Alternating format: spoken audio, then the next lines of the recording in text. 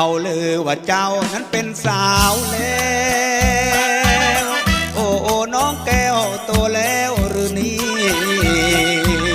เมื่อก่อนยังเด็กเล็กนักดูไม่น่ารักและยวนยีแถมตาก็หยีจริงไหมน้องเอ๋ยเขาลือว่าเจ้าเดี๋ยวนี้สวยแล้วโอ้โอ้น้องแก้วอยากเห็นจังเลยเราอยู่ห่างไกลเกินฝันคงไม่พบกันหรอกน้องเอ๋ยบนชวดชมเชยเพราะอยู่ไกลกัน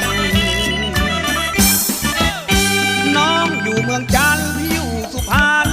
บุรีมันใกล้กันเหลือที่บุญไม่มีหลอกจอมกวานอยากขายนาไรขายงัวขายควายมาอยู่ใกล้กันพี่อยากมาอยู่เมืองจันทร์แต่บุญพี่นั้นคง